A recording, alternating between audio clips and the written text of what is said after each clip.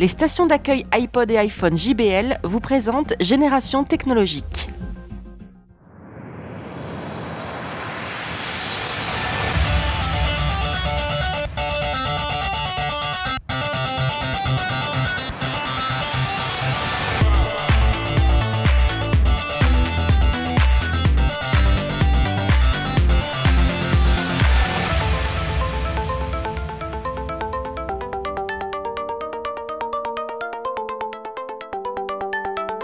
Bonjour, bienvenue dans Génération Technologique, le dernier de l'année. Oui, bientôt Noël, bientôt le Nouvel An, bientôt les chocolats. On va s'en mettre plein la panse. C'est votre rendez-vous bimensuel consacré à l'actualité high-tech pour tous. Une émission grand public, un mercredi sur deux, avec Benjamin Vincent. Salut Benji.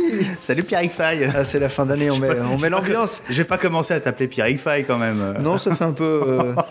Bon, de toute façon, c'est marqué dessus. L'émission de Benjamin Vincent et Pierrick Fay. Voilà, c'est marqué dessus, on n'a pas besoin de trop le répéter.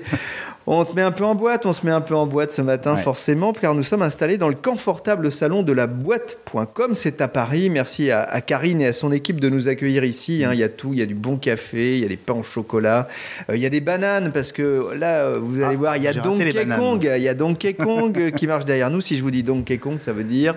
Banane. Non, Nintendo. Ça commence bien. Et oui, parce qu'ici, nous sommes dans l'un des showrooms, le showroom parisien, effectivement, de Nintendo, notamment pour les journalistes, pour venir voir les nouveautés. Et notre invité, c'est Philippe Lavoué. Bonjour. Bonjour Pierrick. Vous êtes directeur général de Nintendo France.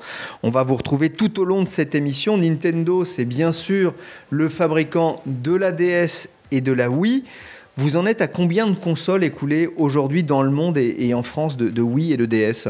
Alors en France, les derniers chiffres qui sont vraiment tout chauds, puisque nous avons l'arrêté des ventes à la semaine dernière et on est vraiment dans la dernière ligne droite de la fin d'année. En France, on va vendre environ 1 million de consoles Wii en France cette année et à peu près 1 400 000 DS.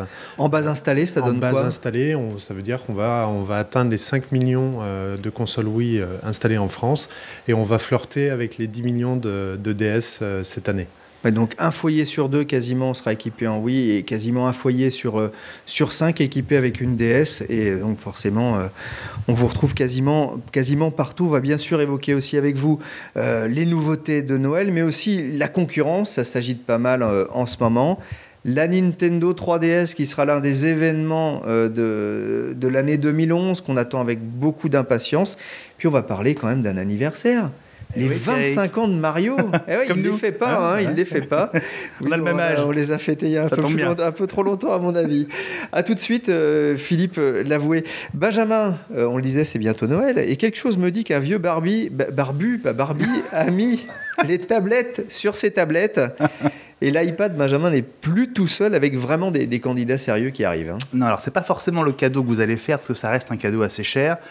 Mais c'est peut-être le cadeau que vous voulez vous faire pour Noël ou pour bien démarrer l'année. La tablette, c'est, on va dire, le produit phare de cette fin 2010 et ça va être aussi l'un des événements de l'année 2011. Bonjour Driss Abdi. Bonjour. Alors, il faudrait un micro, Pierrick, pour Driss. Il a encore dormi, il est tôt. Oh, c'est un homme de radio, il faut l'excuser. Il est Vous voyez sa barbe, il y avait un côté Père Noël, j'étais troublé. Ah, c'est pour ça, d'accord. Elle n'est pas blanche encore, heureusement. Driss Abdi, donc, salut, bienvenue à nouveau dans Génération Technologique, Air Numérique notamment. Alors avec toi, on va faire tout à l'heure le comparatif de toutes les tablettes disponibles. Il y en a beaucoup qui vont arriver dans les semaines qui viennent, mais il y en a déjà quelques-unes sur le marché. Alors, la question qu'on va se poser, c'est laquelle iPad choisir ou autre chose que l'iPad ? On a le choix maintenant. Bon, le choix n'est pas non plus... c'est pas encore la fête comme ça sera l'an prochain. Mais il n'y a pas que l'iPad. Pour cette fin d'année, c'est vrai que les allergiques à Apple peuvent trouver autre chose, même si, il faut bien le reconnaître, l'iPad reste la vedette de cette année et sera sûrement encore la vedette l'an prochain. Alors on va voir que les caractéristiques varient énormément d'une tablette à l'autre et puis il y a aussi des offres maintenant très différentes avec des tablettes qui ne sont pas subventionnées et d'autres qui le sont. Oui. Et donc à l'arrivée ça fait de gros écarts de prix aussi. En fait, on va voir. Pour choisir sa tablette, c'est pas seulement les caractéristiques, il y a d'autres facteurs qui entrent en jeu. Et on verra ça tout à l'heure, Pierrick. Ce sera le comparatif donc, de l'émission Rendez-vous traditionnel auquel on va redevenir de grands fidèles. Avec 450 000 tablettes, c'est l'objectif, les anticipations de GFK pour cette fin d'année et pour Noël. Les tablettes, donc 450 000 sous le sapin. Il va falloir faire un peu de place à Barbie, justement. Avec le barbu. Parce qu'on en parlait tout à l'heure. Et puis notre invitée VIP, elle est joueuse un petit peu, elle aime bien Silent Hill. Elle vient de craquer sur mes conseils pour Fable 3. Son copain a de la chance, vous l'entendrez. Enfin, pas le copain, mais elle en parle. Elle aime bien le regarder jouer. Elle a aussi un chat. Elle est illustratrice. Alors vous dites, mais c'est qui ? Eh bien, c'est Maddy. Et elle met en ligne un blog BD rafraîchissant. J'ai eu la chance de déjeuner avec elle il y a quelques jours, vous allez l'entendre, dans Génération Technologique number 8 qui revient dans quelques minutes avec Philippe Lavoué de Nintendo.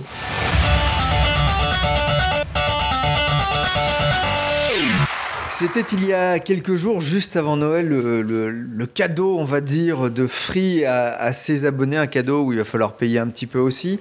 C'est la Freebox V6. On attendait, bien sûr, depuis plusieurs mois maintenant, la réponse de Free à l'évolution de SFR au quadruple play de Bouygues Télécom. Eh bien, c'est arrivé, et après l'évolution, on a la révolution de Free avec donc cette conférence de presse qui a eu lieu il y a quelques jours à Paris, une conférence assez grandiloquente avec Xavier Niel et Philippe Stark, parce que c'est Philippe Stark qui a designé la nouvelle Freebox. Benjamin, tu as eu l'occasion toi aussi de la voir. C'était vraiment une conférence assez sympathique et enlevée, j'ai envie de dire. Oui, puis c'est ce qu'il y a dedans surtout qui a fait l'événement, parce que il y a au-delà du design, on peut dire qu'ils ont fait quand même assez fort. Ils ont pris leur temps, mais ils arrivent avec un concept global qui n'existe nulle part ailleurs, ni en France, ni dans le monde d'ailleurs.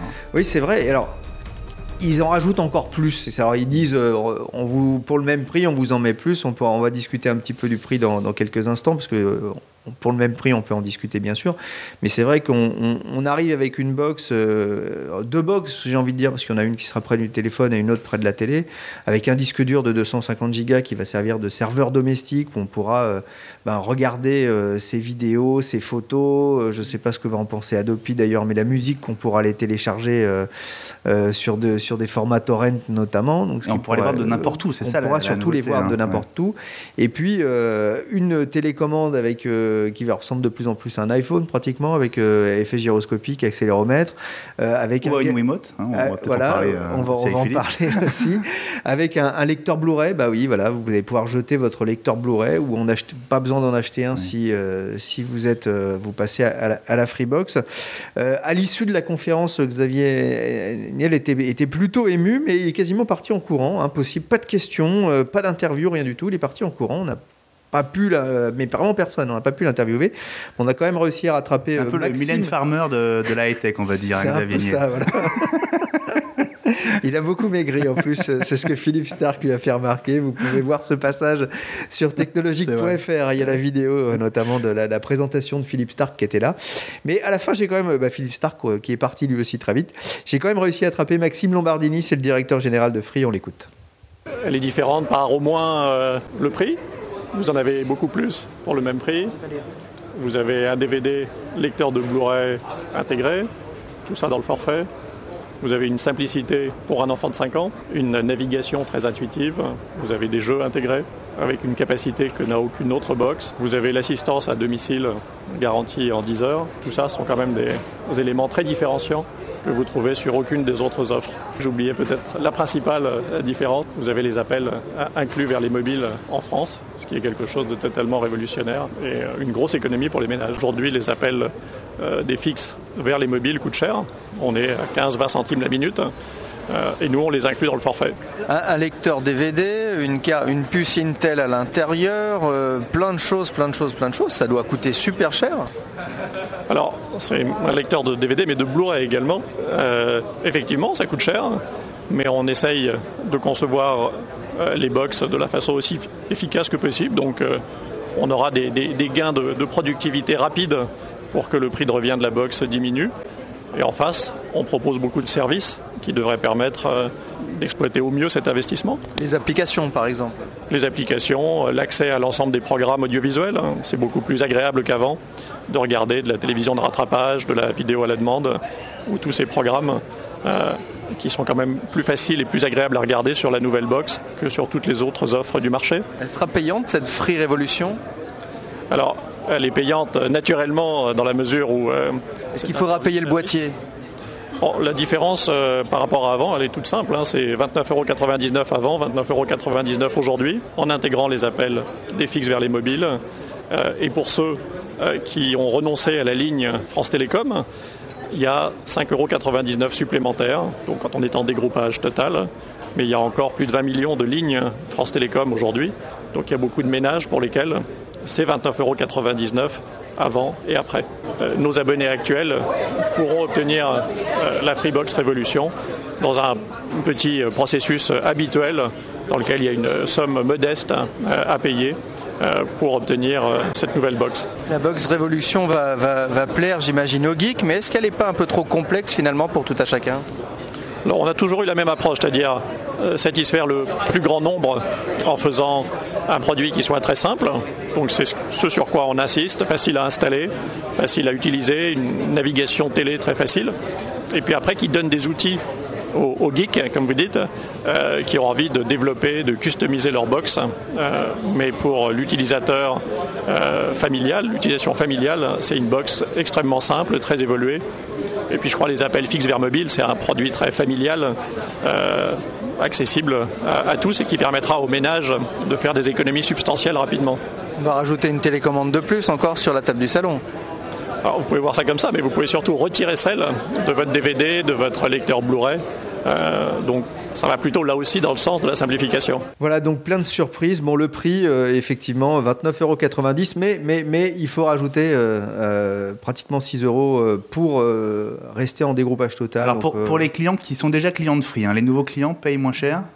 Si j'ai bien compris. Non, les nouveaux clients non, qui pas, étaient... Non, parce que c'est pas ça. C'est pas très clair.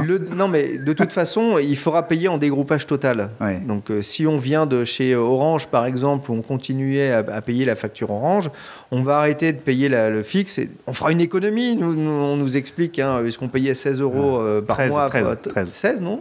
C'est 13 l'abonnement. Je crois que c'est passé à 16, ça a augmenté. C'est le prix a augmenté de 28%, à remarquer justement. C'est une des remarques, comme le prix de la baguette, 25%. Mais bon, je ne le paye plus non plus depuis longtemps, donc voilà. C'est pour ça que... Donc en gros, si on veut, en passant en dégroupage total chez Free, parce que ça fonctionnera essentiellement en dégroupage total, Bien sûr, voilà, on va dire que c'est la fin de... pour cette box-là, en tout cas, de l'offre à 29,90 €. Ceux qui restent chez Free sans passer avec la nouvelle Freebox V6, on sera toujours à 29,90 €, ou presque. Oui, parce qu'on attend bien sûr la fameuse taxe Baroin-Sarkozy. Merci. Ouais. Et donc, les précommandes, entre guillemets, ont commencé. Voilà. Livraison à partir du 3 janvier. À partir du 3 janvier, mais on en discutait avec Driss. Attention quand même aux mauvaises surprises. C'est ça, est-ce qu'ils vont être en mesure de... Parce que c'est vrai que c'est très tentant d'avoir une box qui fait Blu-ray, qui fait tout ça. Moi, j'ai pas mal de collègues qui l'ont déjà commandé. Est-ce qu'ils vont être en mesure de fournir tous les clients, nouveaux et anciens, parce qu'il y a les anciens aussi qui veulent migrer malgré le prix. Donc la question va être, est-ce qu'on recevra la box dans les temps ? C'est vrai, parce que le site de Free a été totalement submergé le jour de la conférence. Et évidemment, ils n'ont pas 4,5 millions de box sans doute prêtes pour le jour 1. Voilà, va falloir sans doute un petit peu de patience. Alors parmi les nouveautés aussi, c'est qu'on va pouvoir jouer sur cette Freebox. Il y aura une gamepad, c'est-à-dire une manette qui sera fournie. Et Gameloft a prévu notamment 5 jeux pour le lancement, dont 2 jeux qui seront inclus gratuitement, Asphalt 5, le jeu de course, et le jeu de golf. Qui est plutôt sympathique d'ailleurs. Là, clairement, Philippe Lavoué, Free, ils viennent un petit peu sur vos plates-bandes. Alors, ce sont les utilisateurs de Free qui décideront. Il est un peu tôt pour se positionner. Notre conviction chez Nintendo depuis toujours, c'est que ce sont plutôt les jeux qui drivent les ventes de hardware et de box, et pas l'inverse. Et je ne sais pas s'il y a eu une annonce du line-up de jeux qui sera disponible dans le cadre de cette proposition. mais on restera bien évidemment attentif. Ce que l'on observe, et particulièrement sur cette fin d'année, ce sont les propositions de jeux les plus rassurantes, les plus consensuelles qui drivent les ventes de hardware sur le marché du jeu vidéo. On ne verra pas Donkey Kong Country Returns, par exemple, sur la Freebox. Non, c'est absolument pas prévu. Nos jeux tournent en exclusivité sur nos plateformes et on continue à dynamiser le marché avec nos propositions, et c'est particulièrement vrai sur cette fin d'année. 7 jeux sur 10 dans le top 10 des ventes du marché sont des jeux Nintendo. Mais ça vous énerve pas un peu de voir des acteurs qui sont pas du tout de votre métier, s'improviser comme ça, console de jeu et un peu machine à tout faire? D'autres s'y sont essayés. Je crois qu'Apple avait sorti une console de jeu en son temps, Philips, Bandai, beaucoup d'intervenants sont positionnés sur ce marché. Encore une fois, nous, notre conviction chez Nintendo, c'est de choisir toujours et avec beaucoup de détermination la technologie qui nous permet de développer les meilleurs jeux, et pas l'inverse. Et c'est une philosophie qui est très importante et qui se ressent dans les choix technologiques de la société jusqu'à présent. Dans le public, Benjamin, il y avait une autre star de la high-tech, tu sais, il avait des cheveux longs aussi d'ailleurs. Et il a aussi déjeuné à l'Elysée quelques jours plus tard. Effectivement, avec Xavier Niel, c'est Jacques-Antoine Gronjon, c'est le patron fondateur de venteprivée.com. Je lui ai demandé son avis. Lui, c'est bien simple, il a déjà passé commande aussi. Même quelque chose me dit qu'il l'aura un peu plus tôt que les autres. Tout est conçu de telle façon de rendre l'accès à Free facile, même pour des gens comme moi qui ne savent pas brancher une Freebox. Je vais tout de suite aller m'acheter une Freebox. J'ai déjà envoyé un mail à quelqu'un, j'enlève tout de chez moi, je veux qu'une Freebox.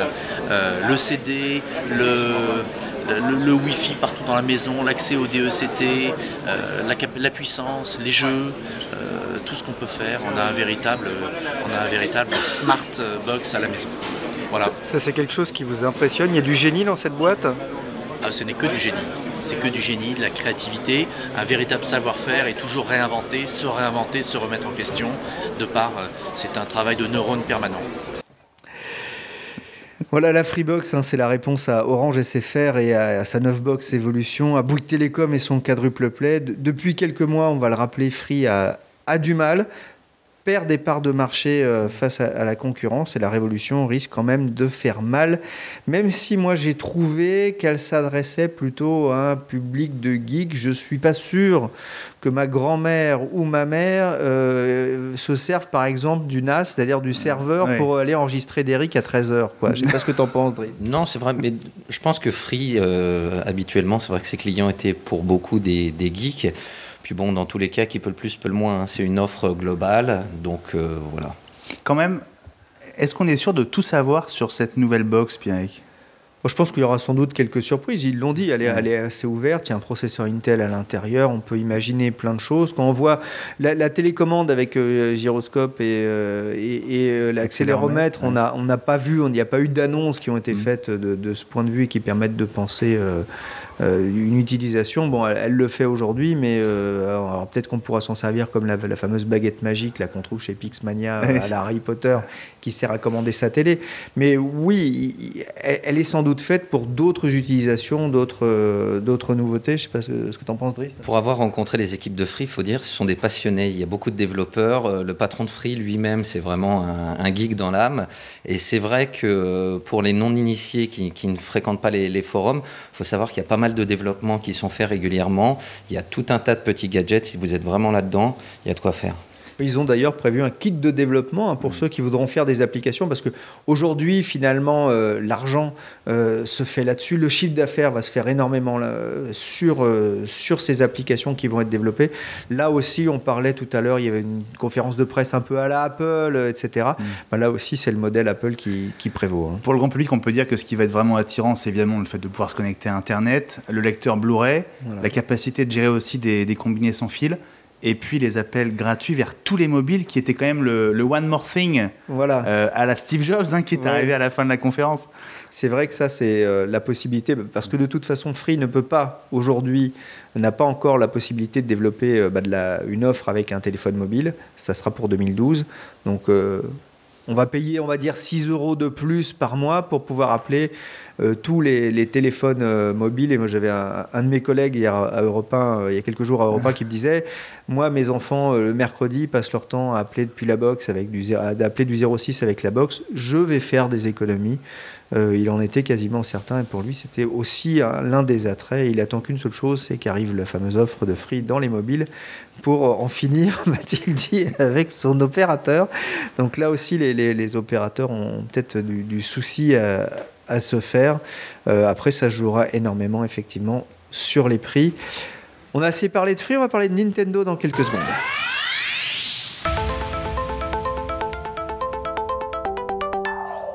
Philippe Lavoué, bonjour.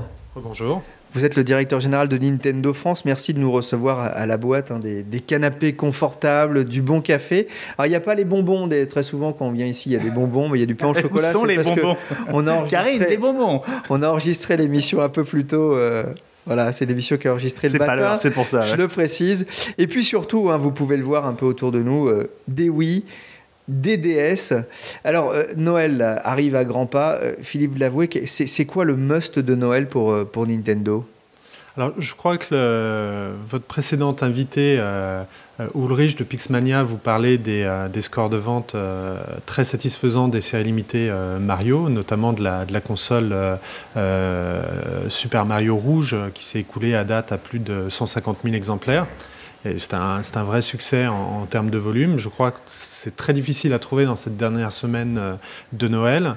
La deuxième série limitée que nous avons mise sur le marché fin novembre est une console Wii noire thématisée Mario Kart, équipée d'un volant qui s'est également vendu à un peu plus de 150 000 exemplaires. Donc un vrai succès de ces séries limitées qui totalise à date pratiquement 300 000 ventes. C'est absolument remarquable et qui nous ont permis de repasser numéro 1 en termes de volume sur cette fin d'année. Je crois savoir qu'il y a des fondus, des gens qui ont déjà une Nintendo Wii, qui vont acheter la rouge et qui vont acheter la noire aussi.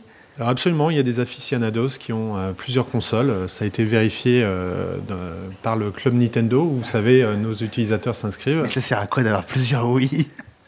Excusez-moi. Hein. T'as combien d'iPad? T'as combien d'iPhone, Benjamin? T'as combien de Mac à la maison? Non, mais concrètement, c'est un objet de collection, c'est ça que ça veut dire? Je pense qu'il y a effectivement un public d'aficionados qui souhaite avoir les dernières propositions, les dernières couleurs et qui les collectionne. On a mesuré que à 30%, les utilisateurs de consoles Wii ont répondu présent sur la console Wii Rouge, qui était une couleur unique à date. Les gens ont plusieurs montres des fois, tu vois, ils ne mettent pas tout en même temps, mais voilà, ça fait partie des collectionneurs. C'est une fin d'année qui arrive à un bon moment pour Nintendo, qui a quand même un petit peu souffert, on l'a vu avec les chiffres de vente et puis les chiffres de résultats, où par exemple une première perte pour Nintendo, ce qui n'était pas arrivé depuis très très longtemps. Alors il y a des frais d'investissement, mais ça va faire du bien, j'imagine, aux chiffres, parce que ça aussi c'est important pour un grand groupe industriel. Alors concernant les effets de change, puisque vous y faites référence, donc effectivement cette perte d'exploitation, cette perte en termes de résultats nets est liée à des effets de change dans la mesure où Nintendo réalise 80% de son chiffre à l'international et détient des lignes de devises extrêmement importantes. Et dans la mesure où Nintendo déclare ses résultats au Japon, se doit de réévaluer ses niveaux de devises tous les trimestres. Donc cette perte est tout à fait cosmétique et technique. Le résultat d'opérationnel, lui, reste opérationnel. Mais il y a quand même le chiffre d'affaires qui souffre un petit peu. Aujourd'hui, le marché, notamment de la Wii, est, j'imagine, un peu plus mature. Il ne va pas être temps de songer à, je sais pas moi, la Wii 2 par exemple? Alors effectivement, on rentre dans une phase de maturité. Hein. La Wii célèbre son 5e Noël, la DS le 6e Noël. Par contre, ce qui est tout à fait remarquable, et on le soulignait au début de l'émission, c'est qu'à date, c'est 1 million de Wii en plus qui vont s'écouler sur cette année. 1 400 000 DS, donc la Wii continue à driver des nouveaux utilisateurs, à nous permettre d'aller chercher ce qui nous intéresse tous sur le marché du jeu vidéo, c'est les 50% de la population française qui ne sont pas encore utilisateurs, donc c'est un marché qui est considérable. Si on benchmark ce qui s'est passé... Alors benchmark, vous n'avez pas le droit, par exemple, de dire des mots comme ça, parce qu'on s'adresse à nos grands-mères aussi, donc il faut penser à elles. Alors je vais penser à ma grand-mère très fort, vous avez raison. Si prenons l'exemple de la PS2, qui est probablement l'exemple de pénétration le plus fort sur le marché français. Il s'est vendu 6 millions de PS2 en France. Donc à ce stade du cycle, on est confiant de notre capacité, comme je le disais tout à l'heure, à continuer à recruter sur l'ensemble de la population. Et notre responsabilité, c'est de continuer à faire des propositions de jeux qui nous permettent de surprendre positivement ces consommateurs et aller chercher les utilisateurs qui ne sont pas décidés. Et encore une fois, ce qu'on observe sur cette fin d'année sont les propositions les plus rassurantes. Le multijoueur, en particulier, un déclencheur d'achat avec des jeux comme Wii Party, qui va se vendre à plus d'1,5 million d'exemplaires sur cette fin d'année. Bien évidemment... Rappelez-nous ce que c'est Wii Party. Alors, Wii Party, c'est un jeu qui propose plus de 80 jeux, qui a été sorti début octobre. Et la particularité de Wii Party, c'est de développer une interaction. Vous savez, on était très fort entre l'interaction joueur-télévision, notamment via la manette. La particularité de Wii Party, c'est de générer une interaction entre les joueurs absolument passionnante et très dynamique. On peut se passer une bombe, par exemple, entre les joueurs. On peut se passer à une bombe, on peut jouer à cache-cache, on peut jouer à des jeux traditionnels que tout le monde connaît. Et puis, on peut jouer en mode compétitif, mais également coopératif. Puis, c'est vrai qu'avec des jeux comme Just Dance, par exemple, où là aussi, on retrouve dans un univers à jouer entre amis les lapins crétins, bien sûr, dont le multijoueur est l'une des forces. Hein. Bon, je ne présente plus les lapins crétins qu'on aime beaucoup ici, évidemment, à Technologique. C'est vrai que Nintendo a complètement révolutionné à sa manière le jeu vidéo avec cette Wiimote, cette manette qui nous obligeait à se tenir un peu debout, même si on peut continuer à jouer assis et à jouer surtout ensemble en famille. C'est aussi le concept de la Kinect développé par Microsoft. Comment est-ce que vous allez pouvoir répondre, parce que Microsoft arrive là aussi avec une offre beaucoup plus familiale que ne représentait pas peut-être auparavant la Xbox 360. Et j'avoue, moi, des jeux qui sont aussi assez bluffants dans la façon de jouer, qui peuvent constituer une véritable alternative à la Wii. Alors, qu'est-ce qui vous a bluffé comme jeu ? Qu'est-ce qui m'a bluffé comme jeu ? Moi, franchement, Kinectimals, ça m'a bluffé. Les jeux de sport, j'ai retrouvé la curiosité, le plaisir que j'avais quand j'ai découvert le jeu de bowling, par exemple, le jeu de boxe sur Wii. J'ai encore pris plus de plaisir avec Kinect, par exemple. Avec peut-être encore moins de risque de mettre un direct à ma compagne en jouant. Soyez prudents. Voilà. Mais oui, je vois où vous voulez en venir. Zelda, ça sera sur Wii. Zelda, ça sera sur Wii. Wii Party était sur Wii. Donkey Kong Country Return, depuis le 3 décembre, est sur Wii. Et le succès de ces jeux ne se dément pas. Et je crois que ce qui est important, encore une fois, c'est pas tant la technologie. Et Kinect est le meilleur exemple de cette analyse. Aujourd'hui, Kinect, je crois, à date, en termes d'accessoires, c'est vendu à moins de 100 000 exemplaires. Hein. On est une semaine avant Noël, ce sont les chiffres. Vous parlez de la France, là, uniquement. De la France. 100 000 exemplaires. Si on le compare avec le nombre d'accessoires que nous vendons à date, ça reste un résultat relativement modeste. Je pense qu'il ne faut pas se tromper de sujet. Ce qui fait le succès d'une plateforme, ce sont les propositions de jeu.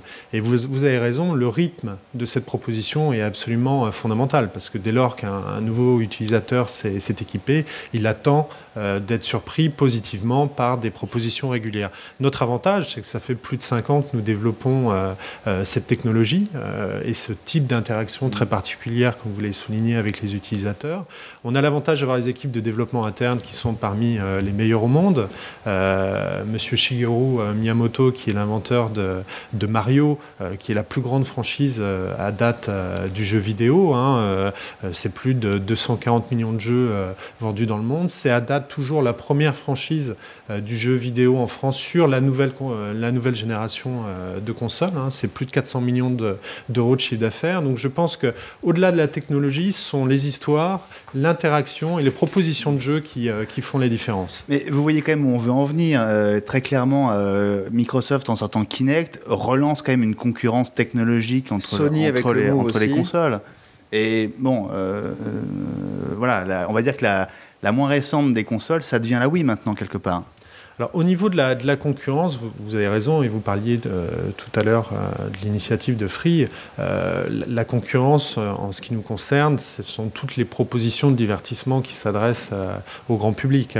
On regarde ça avec beaucoup d'attention. En revanche, je pense qu'il faut être très précis sur ce que l'on observe sur le marché et sur la performance des différentes plateformes.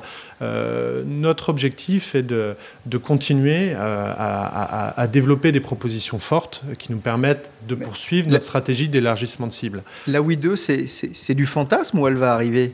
Alors, en ce qui concerne la Wii, 5 millions de consoles sur cette fin d'année, tout nous laisse croire que nous avons la possibilité d'atteindre notre 6 millionième Wii sur le marché français. Donc la Wii 2 n'est pas d'actualité.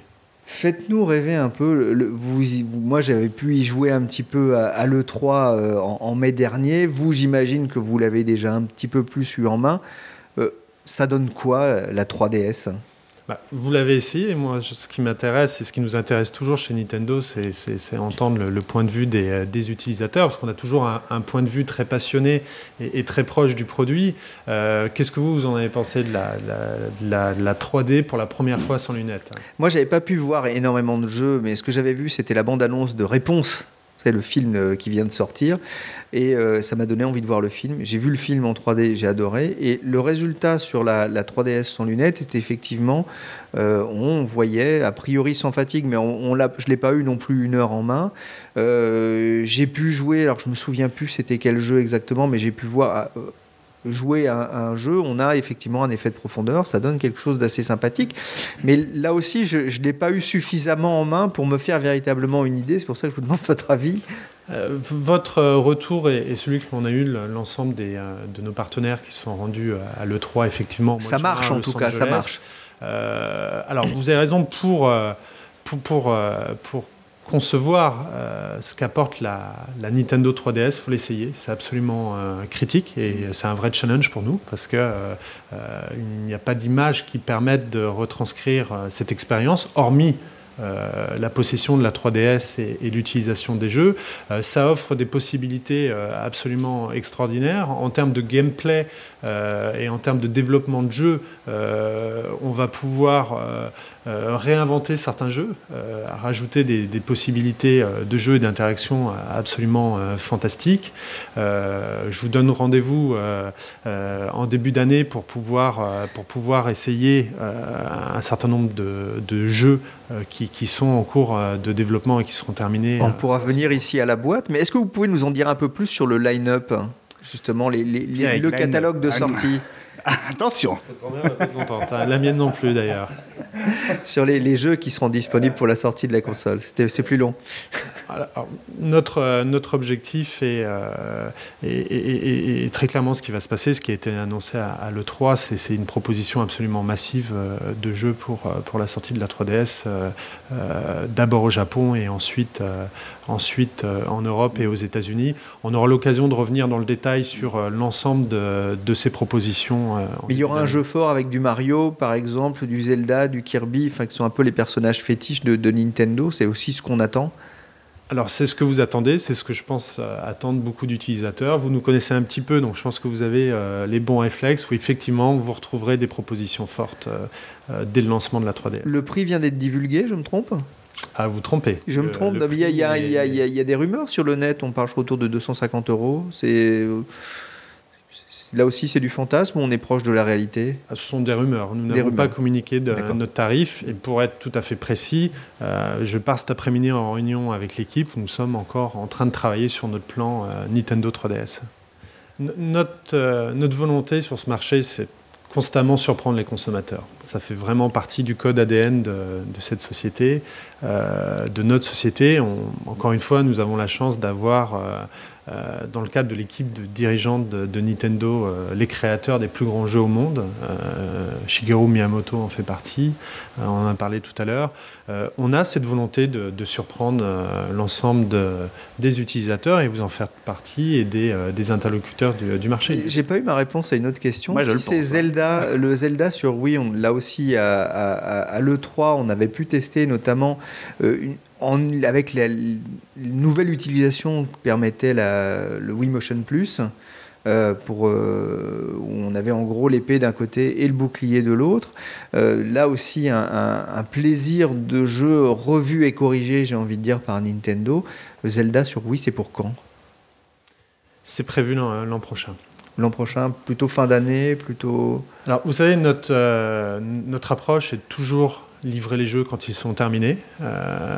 L'exigence d'avoir les meilleurs développeurs au monde fait qu'on s'assure de ce niveau de qualité, ce qui veut dire qu'on lâche un produit sur le marché quand il a passé la batterie de tests et a reçu l'approbation de l'ensemble des équipes de développement. La raison pour laquelle Zelda est toujours gardé chez nous aujourd'hui, c'est parce que M. Miyamoto veut s'assurer que la proposition est conforme à nos attentes. Et encore une fois, c'est toujours dans cette logique où on porte le plus grand intérêt au développement des jeux, parce que ce sont les jeux qui délivrent la promesse auprès des utilisateurs. Et Zelda sera bien évidemment très attendu. Et nul doute que Zelda vous aidera à arriver à 6 millions de consoles Wii en France. Merci Philippe Lavoué. Vous restez avec nous parce qu'on va fêter l'anniversaire de Mario tout à l'heure en fin d'émission. Merci.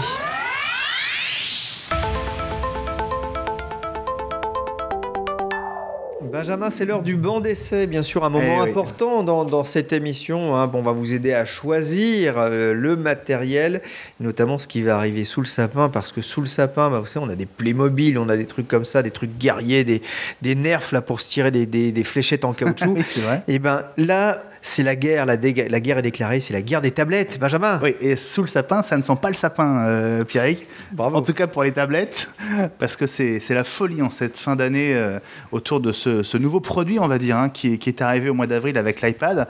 Driss Abdi, rebonjour, Air Numérique. Rebonjour. Alors donc, c'est le comparatif traditionnel dans Génération Technologique. On va s'intéresser au match des tablettes, à l'iPad et à ses concurrentes. D'abord, un petit point sur le marché.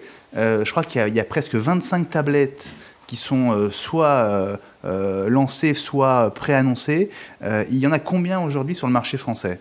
Alors effectivement, tous les constructeurs majeurs informatiques, mais autres aussi que l'informatique, ont annoncé une tablette. Là, c'est complètement hallucinant. Vous avez des constructeurs de télévision, par exemple, qui n'ont jamais rien fait d'autre que des télévisions qui proposent des tablettes. Qui, par exemple ? Vraiment, je pense notamment à Handspree, qui fait, vous savez, les télévisions avec les peluches autour, qui fait des moniteurs et accessoirement parfois des cadres photos. Eux aussi annoncent une tablette, par exemple. Donc on ne les attendait pas du tout. Je pense qu'on aura d'autres surprises l'an prochain. Et puis, bien entendu, les constructeurs informatiques. Juste, je me tourne vers Philippe Lavoué. Une tablette chez Nintendo, c'est envisageable ? Alors moi, je ne suis pas encore équipé de tablettes, donc nous n'en avons pas beaucoup au bureau, mais si... mais une tablette Nintendo, je veux dire. Alors, je ne connais pas de plan de tablette qui serait développé par Nintendo à date. J'ai pas d'informations à ce sujet. Vous serez peut-être le seul à pas en faire, en fait. C'est le 19 janvier, c'est ça, Benjamin, non ? On ne sait jamais. Mais puisqu'on dit que tout le monde y vient, on ne pouvait pas ne pas vous poser la question, c'est normal. Donc Driss, énorme rush sur le marché des tablettes. Oui. Aujourd'hui, concrètement, combien on en trouve en magasin en France ? Bon, c'est vrai que l'on dit tout le monde s'y met, et on va s'attendre à ce qu'il y en ait une dizaine, une vingtaine. Il n'y en a que 4 qui sont effectivement disponibles, commercialisés, qu'on peut trouver là pour Noël. Alors, il y en a 3 sur cette table. Il y a la plus connue qui est sous les 2 autres. Alors, qu'est-ce que tu nous as apporté, Driss ? Bon, il y a le classique, la première qui a été sortie par Apple. Je pense qu'on en a beaucoup parlé. Donc, ça reste aujourd'hui la référence. Tu peux me donner ton poil ? Alors, et voilà. Donc ça reste aujourd'hui la référence. C'est vrai que c'est le maître étalon avec une interface qui est très bien faite. Ça s'inspire de l'iPod Touch et de l'iPhone. Donc les utilisateurs d'Apple s'y retrouvent, mais aussi les autres. Moi, je veux dire, mes neveux peuvent l'utiliser. Ils savent lire les vidéos, regarder les photos. Donc c'est vraiment à la portée de tout le monde. On peut regarder donc vidéos, photos, consulter ses emails, aller sur Internet. C'est vrai qu'aujourd'hui, quand vous êtes dans le canapé, c'est super sympa. Il n'y a plus besoin de prendre l'ordinateur pour accéder au web, pour chatter avec ses amis. Alors, on a quasiment tout dit, on sait quasiment tout de l'iPad aujourd'hui. On va donc plutôt parler des nouveautés qui sont plus récentes. Donc elles sont combien alors? Parce que j'attends toujours la réponse à ma question. Les nouveautés, il y en a 3 autres. Il y en a 3 autres de disponibles. Un peu plus en fait, on en parlera tout à l'heure avec Arcos, parce que Arcos, qui est un constructeur français, lui décline ses tablettes dans différentes tailles. Donc on va peut-être parler d'abord de la Samsung, parce que c'est vrai que c'était la grande star. On ne casse pas Pierrick. Donc c'était la grande star de l'IFA cette année, on en avait parlé suite au salon. Donc la Samsung Galaxy Tab, qui est à ce jour, c'est vrai, c'est une proposition très attrayante. Elle est plus petite que l'iPad, elle fait 7 pouces. Alors ça a un avantage, un inconvénient. 7 pouces au lieu de 10. 7 pouces au lieu de 10. L'avantage, c'est que quand vous êtes dans le métro, dans le bus par exemple, vous pouvez la tenir d'une main. Donc c'est quand même bien pratique pour utiliser votre tablette dans les transports, dans une situation de mobilité. L'iPad, le tenir à une main, au bout d'un moment, on faiblit. En revanche, donc le Galaxy Tab, vous le tenez d'une main, il n'y a aucun problème. Inconvénient, c'est que c'est vrai que si vous voulez regarder un film, un grand écran, c'est quand même un peu plus sympa. Ou les photos. C'est une tablette sac à main, on va dire, davantage. Non, sans être réducteur, mais je veux dire... Non, même pas, parce que y a quelque chose qui était assez étonnant, c'était pendant la conférence de presse à l'IFA, le présentateur l'avait dissimulé dans sa poche de veste. Donc, comme quoi, on peut vraiment la porter sur soi, parce que avoir l'iPad dans sa poche, dans la poche de son veston, tu vas avoir du mal. Alors, Pierrick fait le malin, mais c'est vrai que théoriquement, on peut téléphoner avec la Galaxy. C'est pas théoriquement, on peut téléphoner. Une anecdote amusante, c'est qu'il y avait un journaliste russe lors de l'IFA donc les tablettes qui étaient exposées avaient toutes des puces, et il a appelé un correspondant en Russie et il téléphonait donc en tenant la Galaxy Tab comme ça pendant le salon. Donc c'est vrai, on a un peu l'air ridicule quand même d'avoir une pelle à tarte comme ça à l'oreille. Et on va se la faire faucher en plus dans la rue. Oui, en plus là c'est plus facile, quoique on la tient bien. Il y a quand même une prise casque, donc on peut mettre un micro-casque, et puis il suffit sinon d'avoir une oreillette sans fil avec le Bluetooth, et puis vous l'arrangez, vous pouvez téléphoner.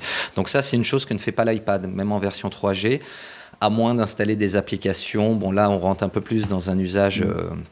je dirais qui avancé. Là, c'est vrai que le Galaxy Tab, ça reste, j'ai le clavier, je numérote, je compose le numéro de mon correspondant, puis je peux passer un coup de fil. Donc Galaxy Tab tablette sous Android. Oui. C'est important de le Android préciser. Android 2.2, donc toute dernière version d'Android. Avec une série de caractéristiques que justement n'a pas l'iPad. On sent que Samsung a aussi voulu prendre le contre-pied d'Apple. Alors ce que fait les différences notables, c'est tout ce qui est la connectique. On a par exemple un lecteur de carte mémoire, ce qui permet d'étendre la capacité. Vous avez un port qui ressemble beaucoup au port de l'iPad. C'est pas le même, essayez pas de brancher la même prise, vous allez avoir une mauvaise surprise. Ce qui fait qu'on peut le brancher sur un dock et regarder ses vidéos. L'autre avantage, c'est vrai que l'iPad est très lié quand même à iTunes. Ça, c'est Apple qui essaye de verrouiller, d'avoir un écosystème qui est cohérent. Mais pour l'utilisateur, c'est pas toujours facile. J'en veux pour preuve. Là, vous allez prendre le train, vous vous dites tiens, j'ai envie de regarder un film. Pas de chance, s'il n'est pas au bon format avec l'iPad, il faut le convertir. Ça va prendre 1 heure ou 2. Si vous prenez le train dans une heure, c'est raté. C'est ça. Pas prendre le TGV, il faut revenir aux vieilles Michelin à vapeur. Alors avec les tablettes sous Android, c'est vrai qu'on fait un glisser-déposer, c'est reconnu comme un disque dur externe, voilà, c'est simple. Bon, c'est vrai qu'aujourd'hui les choses évoluent grâce aux applications. Toutes ces tablettes, on peut installer des applications, c'est-à-dire des logiciels qui leur donnent de nouvelles fonctionnalités. Donc l'iPad, on peut le débrider en quelque sorte grâce à ces applications. Mais c'est vrai qu'Android a un côté plus ouvert qui est peut-être plus indiqué pour certains utilisateurs. Troisième tablette que tu as apportée, Driss. Alors, c'est une tablette française, hein ? Oui, alors c'est le constructeur Arcos qu'on connaît bien, notamment pour ses baladeurs vidéo. Arcos qui commence à avoir une certaine expérience en la matière. Donc, ce n'est pas leur première tablette. Ils en ont eu... j'ai besoin d'un coup de main. Donc, celle-ci fait 7 pouces également, sous Android de la même façon. Alors, elle est beaucoup plus fine que la Galaxy Tab. Elle est également plus abordable, parce que c'est vrai qu'on n'a pas parlé des tarifs. On va peut-être finir par ça. On gardera ça pour la fin. Donc c'est encore du Android en 2.2 également. Donc on a à peu près les mêmes fonctionnalités que la Galaxy Tab, à ceci près qu'on ne peut pas téléphoner. Il n'y a pas de 3G, c'est uniquement Wi-Fi. Vous avez un vrai port HDMI, donc là il n'y a pas besoin de dock, il n'y a besoin de rien, juste le câble. On branche un câble et on regarde sur la télé. Et de la même façon, donc vous pouvez regarder vos photos, des vidéos, écouter de la musique. Alors, il y a plusieurs modèles dans la gamme Arcos. Alors voilà, là je vous ai apporté le modèle de 7 pouces qui a une mémoire interne de 8 Go plus un lecteur de carte micro SD pour étendre la capacité. Arcos vous propose une version avec un disque dur de... C'est difficile. On va laisser Pierrick avec la boule à facettes, je pense. Je me suis entraîné, moi, avec, tu sais, Michael Jackson, The Experience, et donc là, je suis à fond, là. Donc voilà, il y a aussi une version pour ceux pour qui 8 Go et une carte mémoire, ça suffit pas. Montre-la moi, Pierrick. Il y a une version de 250 Go avec un disque dur, donc là, elle est un peu plus épaisse. Et pour concurrencer l'iPad, il y a également une version de 10 pouces qui a exactement les mêmes caractéristiques, c'est juste la taille de l'écran qui change. Donc Samsung Arcos, est-ce qu'il y a autre chose oui, à mettre dans la balance? Il y a autre chose. Donc on a aussi Toshiba qui propose la Folio 100. Donc là on revient sur un format de 10 pouces de la même façon. À nouveau Android, donc c'est vraiment le système d'exploitation à la mode, si je puis dire, pour les tablettes. Donc là c'est une tablette, je l'ai déjà dit, sous Android, un peu plus grande. Moi j'ai été un peu déçu par l'écran. C'est vrai que quand on a essayé l'iPad, là l'écran est un peu moins bien fait. Bon, il y a l'avantage du prix, c'est vrai que c'est plus accessible. Et encore une fois, une connectique qui est plus étendue et toujours cette ouverture du monde Android. Alors, début d'année, on aura des tablettes chez BlackBerry. Je vous ai apporté une surprise d'abord. Je ne vous ai pas tout montré. Là, j'en ai une autre. Bon, alors celle-ci, j'ai besoin des deux mains. Donc ça, c'est la tablette, elle est mouse, celle-ci, c'est la tablette Joujou. Elle est magnifique. Bon, je triche un peu, parce qu'à l'origine, elle était commercialisée sur le site de Fusion Garage, donc c'est un constructeur étranger. Elle fait 12 pouces. Elle vous permet d'accéder au web, de lire vos vidéos. Bon, la mauvaise nouvelle, c'est qu'on vient de la prendre tout récemment. Maintenant, elle va être destinée aux utilisateurs professionnels. Parce que la société va proposer, comme ses concurrents, des tablettes sous Android. Parce que là, c'était une solution propriétaire avec un moteur Linux. Donc voilà, c'était pour vous la montrer. Mais comme quoi, on peut faire des tablettes. C'est une nouvelle tablette? C'est un nouveau modèle? Elle est sortie cette année. Donc elle était disponible sur le site de Fusion Garage pendant un temps. Maintenant, ils la destinent aux utilisateurs professionnels. Bon, il y a des petits chanceux qui ont pu l'acheter. Bon. Ça ressemble beaucoup à un netbook quand vous regardez les caractéristiques techniques. Il y a du processeur Intel Atom, c'est gros aussi. Ça, pour le coup, tu ne pourras pas la mettre dans ta veste. C'est raté. Ça dépend de quelle veste. Ça dépend de quelle veste, mais oui, il va falloir vraiment s'habiller en XXXXL. Voilà, bon, c'était pour vous montrer qu'effectivement, il suffit d'avoir un peu des idées, puis on peut faire vraiment ce qu'on veut. Mais la tablette, voilà, c'est de toutes les tailles. Donc, début d'année, on aura des tablettes chez BlackBerry. Microsoft va en montrer plusieurs au CES. Chez LG, on va en avoir chez Asus, je pense que chez Acer aussi, chez Motorola Acer, aussi annonce des tablettes. HP de la même façon. HP a racheté Palm, le constructeur de smartphones et notamment le système d'exploitation WebOS. Donc je pense qu'on peut s'attendre aussi à des surprises de la part du numéro 1 mondial de l'informatique. Je voudrais qu'on revienne un peu sur les prix, parce que tu le disais tout à l'heure, à Noël, on a vu un des sondages passer, le rêve de beaucoup de gens, c'est de s'offrir une tablette. Mais ce qui les fait reculer, c'est le prix. Je voudrais quand même qu'on signale le prix des Arcos. Ouais. Parce que là, effectivement, elles permettent de faire peut-être un peu moins de choses qu'un iPad, mais niveau prix, on n'est pas du tout sur la même longueur d'onde. Non, niveau prix, alors sans subvention ordinateur, sans subvention opérateur, je vais y arriver. C'est vrai que l'Arcos 70 Internet Tablet, celui que je vous ai montré ici, il est positionné à 250 € en prix public recommandé. Donc pour le coup, c'est vrai que c'est... J'ai pas envie de dire abordable, mais on peut se l'offrir. On peut décemment se l'offrir ou se la faire offrir. À titre de comparaison, l'iPad débute à 499 € hors subvention. Et l'iPad, oui, est subventionné depuis peu de temps? Depuis très peu de temps. Donc l'iPad est subventionné chez les différents opérateurs. Bon, subventionné, ça sous-entend quand même de payer un abonnement mensuel. Il faut quand même se rappeler de ça. Donc c'est vrai qu'à l'année, pour la 3G, ça peut représenter un budget. Mais ça amène la tablette à moins de 200 €. Donc c'est un arbitrage à faire. Est-ce que je suis prêt à payer un abonnement? Parce qu'il faut quand même se dire qu'à un moment, les abonnements vont se multiplier. On a l'abonnement du téléphone mobile, on a l'abonnement de la tablette, on a l'abonnement à la maison. Ça peut peser lourd à la fin. Donc Arcos, Apple, Samsung, le prix? Samsung nu, c'est vrai qu'on était un peu surpris. Ouais. Oui, elle est à 700 €. Donc ça représente un coût, c'est un coût très élevé. Heureusement, Samsung, fort de son expérience avec les opérateurs, l'a proposé d'emblée avec subvention. Donc on peut la trouver à un prix beaucoup plus abordable, tout comme aujourd'hui on achète un téléphone mobile et puis on ne paye pas grand-chose. Bon là, c'est pas non plus pas grand-chose. Hein. De mémoire, je ne voudrais pas vous dire de bêtises, c'est moins de 300 €, donc c'est moitié moins que le prix nu. Mais voilà, ça reste quand même un budget. Et le prix de la Toshiba, on ne va pas l'oublier. La Toshiba est à 400 €, sans abonnement, sans rien. Donc prix nu, la Toshiba est à 400 €. Et si on trouve encore la Joujou, là, à la grande? Elle était de mémoire à 419 €. Ah, belle bête, hein, parce que l'écran est vraiment très, très grand. Il faut en avoir l'usage, c'est ça, moi je voulais mettre l'accent là-dessus, c'est plutôt que parler de caractéristiques et de toutes ces choses-là, c'est parler usage, comme on l'a dit tout à l'heure, est-ce que vous allez regarder des vidéos ou pas, est-ce que vous avez l'intention de téléphoner, c'est vrai qu'il faut le préciser, le Galaxy Tab est cher, mais à la rigueur on peut peut-être se passer d'un téléphone si on le veut. On n'est pas obligé d'avoir un téléphone, pour le coup on peut s'en servir comme un téléphone mobile. En termes d'usage, on va dire, est-ce qu'on peut caractériser chacune des tablettes en disant voilà, celle-là c'est plutôt pour ça, celle-là c'est plutôt pour ça? Alors on va dire que l'iPad est vraiment très très bien pour un usage à domicile, pour la maison. C'est vrai que 10 pouces c'est confortable, vous pouvez regarder, lire des magazines, lire l'équipe le dimanche matin, comme Pierrick a l'habitude de le faire, regarder des vidéos, regarder les photos, ça fait office de cadre photo quand il est en veille par exemple.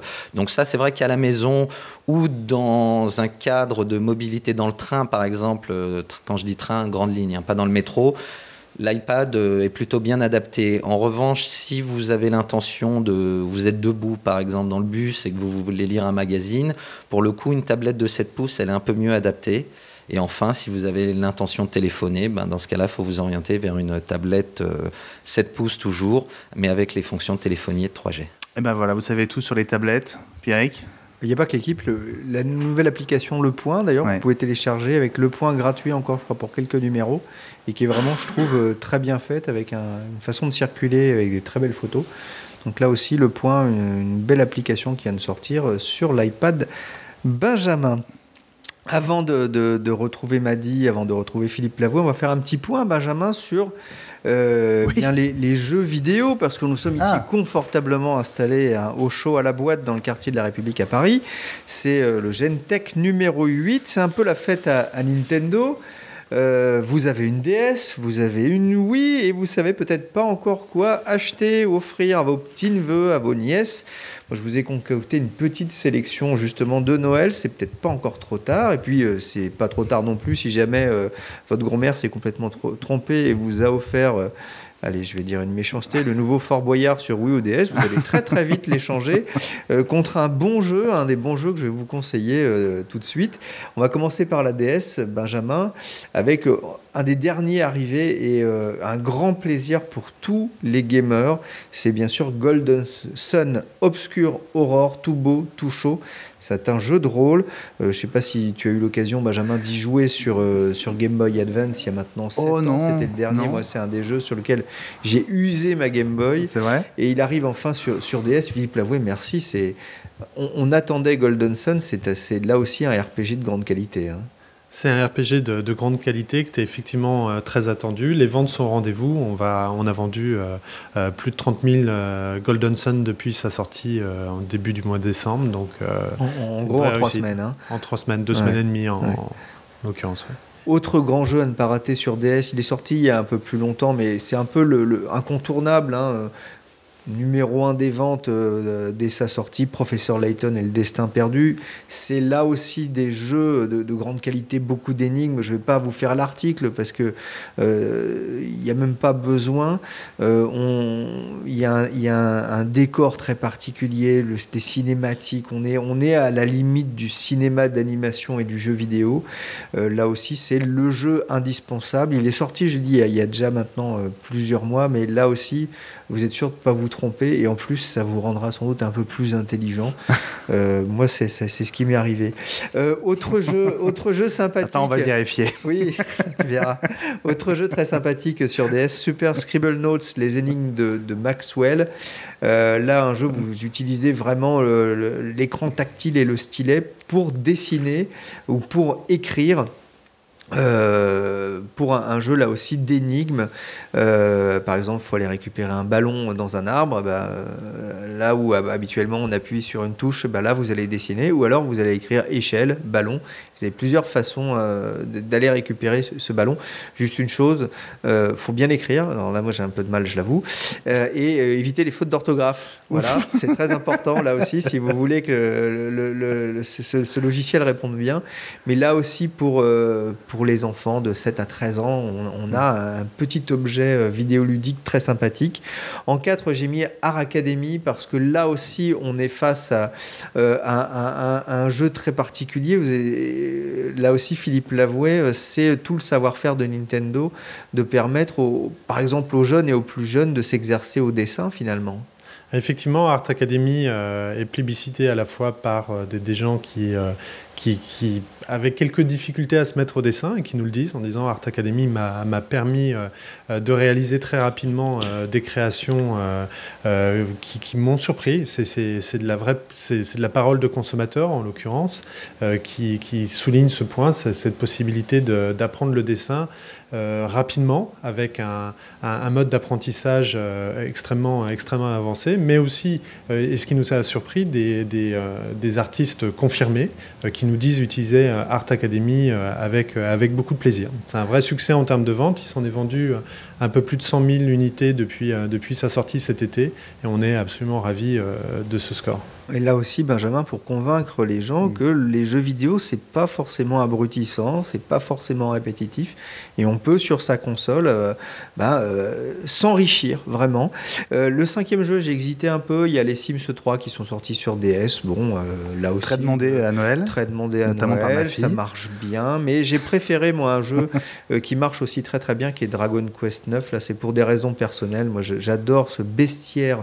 Là aussi, on est dans un jeu de rôle un peu différent d'un Golden Sun qui se rapproche peut-être un peu plus d'un Pokémon par exemple, avec là aussi des objets à collectionner. Enfin j'ai un trou dans Golden Sun, ce sont des jeans à collectionner. Dans Dragon Quest, on se retrouve face à un bestiaire absolument extraordinaire, beaucoup d'inventivité, de créativité, et un jeu qui va vous occuper là aussi des heures. Voilà, ça c'était ma petite collection sur DS. Et puis tiens, on parlait beaucoup des zouzoupettes il y a 2 semaines. Ils ont le droit aussi à leur jeu vidéo, figure-toi, qui est pas trop mal foutu. Ça, c'est un peu la surprise, c'est que ce genre de jeu, souvent, c'est un peu mal foutu, un peu fait vite. On va vite récupérer les sous des enfants. Non, finalement, alors bien sûr, si vous avez plus de 7 ans ou plus de 9 ans et que les zouzoupettes, voilà. Mais globalement, pour les amoureux des zouzoupettes, c'est une autre façon de poursuivre l'aventure. Et puis bon, s'il ne devait y avoir qu'un seul jeu sur DS, Mario Kart, voilà, celui à emmener sur son île déserte, forcément. J'ai quand même une question pour vous, Philippe. Est-ce qu'il faut être joueur pour devenir patron de Nintendo ? Alors, d'abord, je voudrais juste dire à Pierrick que sa sélection est probablement la meilleure de cette fin d'année. Ça me fait plaisir. Je l'ai fait toute seule. C'est absolument impératif d'être joueur pour travailler chez Nintendo. J'ai même commencé mon apprentissage du jeu un petit peu avant d'arriver dans la société. Je crois que l'expérience de jeu, et on a tous, et c'est pour ça que j'aime beaucoup entendre des vrais utilisateurs parler de leur expérience de jeu, et ce que nous détaillait tout à l'heure Pierrick est extrêmement enrichissant pour nous. L'accueil des produits par les utilisateurs, c'est vraiment notre boussole dans notre activité de tous les jours. On reste très attentif, on écoute ce qui se dit, on écoute ce qui se dit dans vos émissions. C'est absolument critique. On a des vraies belles surprises. Je parlais tout à l'heure d'Art Academy. On n'avait pas prévu que des gens extrêmement avancés en dessin nous disent Art Academy est une vraie solution dans un de mes loisirs préférés et m'apporte des possibilités extrêmement fortes. Donc oui, il faut être joueur. Et non seulement il faut être joueur, faut être attentif au plaisir de jeu des gens qui nous entourent. Donc à la maison, avec les amis, on échange beaucoup sur les jeux Nintendo et les autres. Mais c'est vrai qu'on n'imagine pas un grand patron prendre sa DS. On vous imagine tellement occupé qu'on se dit que vous n'avez pas le temps de jouer, mais vous le faites quand même. Vous voyez, ma DS est jamais très loin. C'est la vôtre, celle-là, la rouge. Et je pense l'une de vos DS, j'imagine. C'est en tout cas celle qu'on c'est la XL, utilise, la dernière. Ici, c'est la XL, c'est la dernière qui propose un écran plus grand de 90%. C'est vraiment fondamental. Et si vous êtes rendu à l'E3, vous avez certainement vu Monsieur Miyamoto, Monsieur Iwata sur les stands. Ils se sont regarder amusés, au-dessus des épaules des joueurs pour vérifier certaines choses, pour vérifier que les jeux sont bien reçus et parfois être surpris, encore une fois. Et ces surprises nous donnent des possibilités de développement extrêmement fortes. Allez, rapidement, le top 5 sur Wii, Benjamin. Je passe sur Disney Epic Mickey. Je vous parle quasiment à chaque émission maintenant. Warren Spector est un génie, ça se confirme. Vraiment un jeu magnifique. Grosse et belle surprise pour Noël. Donkey Kong Country Returns. Voilà, le plaisir du jeu, c'est pas de la 3D qui en met plein la vue, c'est de la bonne plateforme, c'est super drôle, c'est super sympa avec un singe. Deux singes d'ailleurs, ils sont deux. Puis pas une surprise, hein, mais toujours aussi drôle, les lapins crétins. Retour vers le passé avec Napoléon Bonaparte, moi je trouve ça très drôle. Cro-Mignon, voilà, encore une fois, les équipes d'Ubisoft ont fait des miracles. Ils arrivent chaque année à réinventer cette licence des lapins crétins, à nous proposer un plaisir de jeu vraiment revisité. C'est pas mon fort, mais alors franchement, Just Dance 2, c'est très réussi. Alors moi, je me vois pas en juste corps en train de danser avec des amis, mais franchement... nous, pourtant, si, voilà, on te voit très bien. Voilà, un peu plus réussi que le Michael Jackson The Experience, mais là, le dernier a un gros atout, hein, c'est sa bande-son incomparable. Voilà, rien que pour ça, ça vaut le coup de l'avoir. Et puis, mon dernier du top 5, GoldenEye 007 sur Wii. Eh bien ça, les bons jeux ne meurent jamais. La preuve, là aussi, on dirait presque un titre de Bond, hein, les bons jeux ne meurent jamais. Tu l'as fait exprès. Voilà, bien sûr. Disons, les 3 heures, ça m'a pris pour celle-là. Non, tout ça pour dire que effectivement, c'est un jeu qui était sorti sur Nintendo 64, sans dire de bêtises de mémoire, il y a maintenant quelques années. Et là, on retrouve ce plaisir, et notamment ce plaisir en multijoueur. Et c'était un peu le défaut finalement très souvent de la Wii, c'est de ne pas avoir de très bons FPS, de très bons jeux de tir. Avec GoldenEye 007, là il y a vraiment pour tout le monde et des heures là aussi d'amusement et vraiment en multijoueur, même si graphiquement on est loin de ce qu'on peut voir sur une PS3. Là on s'en fout, on s'amuse et c'est bien. Voilà Benjamin. Avant de retrouver Maddy dans quelques instants, la blogueuse qui fait de la BD et des illustrations, on va revenir avec le flash du multimédia. À tout de suite.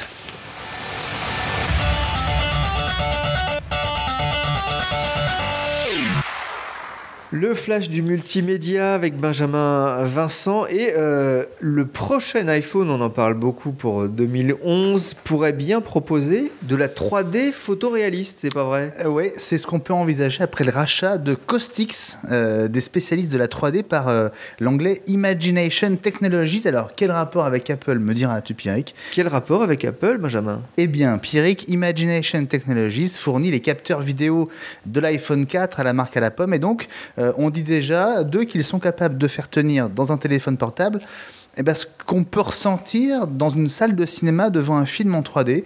Alors, il faut savoir qu'Intel et Apple sont accessoirement actionnaires de l'entreprise, ce qui est un argument de plus pour penser que cette acquisition n'a pas eu lieu par hasard. Et on pourra regarder aussi des films sur la Nintendo 3DS, Benjamin. En tout cas, on peut l'espérer. Philippe Lavoué, j'imagine qu'il y aura aussi des films. Hein. Il y aura énormément de propositions sur la 3DS. Voilà. On remarque que le mot proposition, vous l'aimez beaucoup. Mais ça ne veut pas dire grand-chose, bon, malheureusement. Benjamin, les gens te voient, tu es polissé, voilà.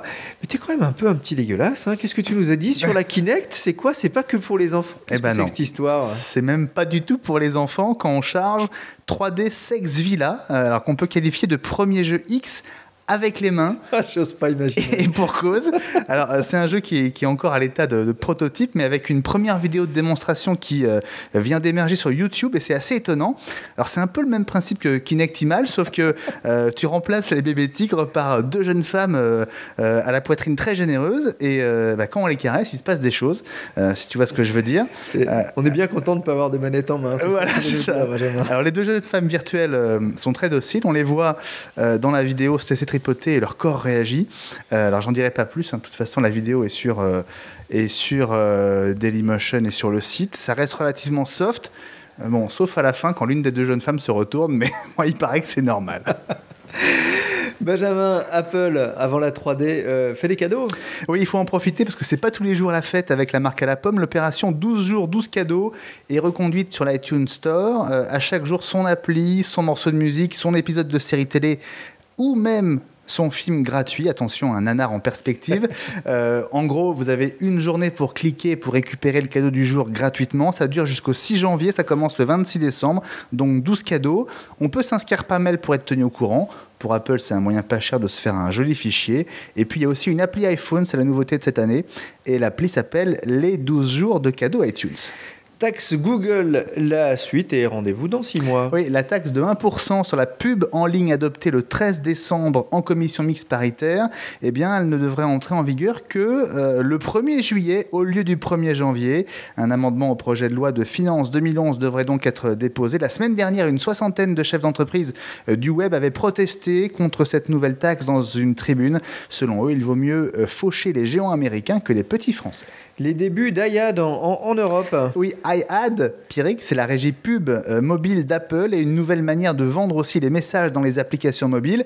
Alors ça y est, iAd démarre pour de bon en Europe, en tout cas en France et au Royaume-Uni. Cette semaine, avant l'Allemagne au mois de janvier, on savait que Renault avec sa Twizy était déjà sur le coup. Le groupe en a parlé sur Technologique. Voilà, à l'occasion du Web 10 notamment, et la présence de Carlos Ghosn il y a 15 jours.